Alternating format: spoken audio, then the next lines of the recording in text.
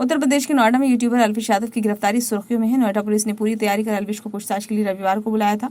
उसके आने पर भीड़ न जुटने पाए, इसके लिए गोपनीय तौर पर सेक्टर 113 थाना एरिया के फार्म हाउस पर बुलाया गया। इससे पहले पुलिस ने 7 नवंबर को भी उसे पूछताछ के लिए सेक्टर 20 थाने में रात को बुलाया था। उस समय करीब 3 घंटे की पूछताछ के बाद उसे जाने दिया था। इसके बाद पुलिस ने एल्विश पर हाथ नहीं डाला था। सूत्रों की माने तो इस बार पुलिस ने एल्विश को ये कहकर बुलाया था कि अंतिम पूछताछ है और तुम्हें कुछ नहीं होने वाला। दूसरी तरफ सपेरों से बरामद 20 ml लिक्विड के सांप का जहर होने की FSL रिपोर्ट फरवरी में आने के बाद पुलिस ने अपनी तैयारी पूरी कर ली थी। आधिकारिक तौर पर पुलिस का कहना है कि पूछताछ के लिए कुछ सवालों के संतोषजनक जवाब न मिलने पर एल्विश को गिरफ्तार किया गया है। वहीं सूत्रों की माने तो पुलिस ने आसपास का माहौल देखा। इसके बाद एल्विश को मेडिकल कराने के लिए अस्पताल ले गए, वहीं से सीधे ले जाकर कोर्ट में पेश कर दिया। कोर्ट ने जब न्यायिक हिरासत में भेजा तो पुलिस उसे जिला कारागार तक छोड़कर आई। इस दौरान एल्विश यादव चेहरे पर मायूसी और आंखों में आंसू देखे गए। 2 नवंबर को जब सपेरे पकड़े गए तब उसके पास 9 सांप और एक शीशी में 20 ml जहर बरामद हुआ।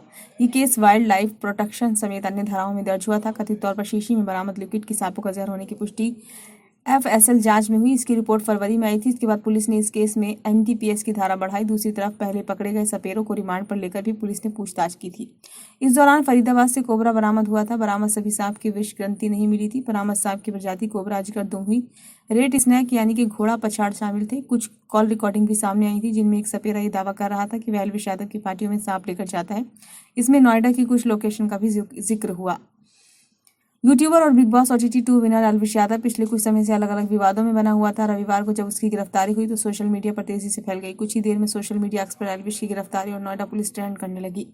पुलिस ने यह कार्रवाई NTPC मनीष मिश्रा की अगुवाई की सेक्टर 20, 39 और 113 थाना पुलिस कार्रवाई के दौरान मौजूद रही।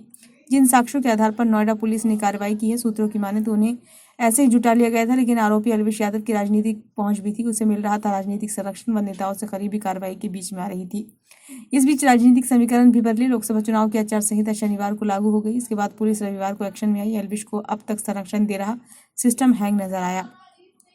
एल्विश यादव जब पूछताछ के लिए फार्म हाउस पहुंचा तो शुरुआत में रुतबा दिख रहा था। साथ आए दोस्तों से फोटो भी क्लिक कराई। इसमें वह सोफे पर बैठा हुआ था। वह निजी SUV से कोर्ट पहुंचा। कोर्ट परिसर में भी पुलिसकर्मियों से दूर अकेले मुस्कुराते हुए एल्विश दिखाई दिया।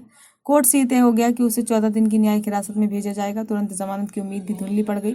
इसके बाद एल्विश के चेहरे पर परेशानी दिखने लगी। पुलिस जब उसे लेकर जिला कारागार पहुंची तब वह कैमरे के सामने दिखाने के लिए हंस रहा था। सेक्टर 39 थाना प्रभारी ने आम आरोपी की तरह उसका हाथ पकड़कर जकड़ा हुआ था। उसके बाद इंस्पेक्टर ने कहा कि हंस मत, फिर मिलेंगे हम। ब्यूरो रिपोर्ट, नई दिल्ली।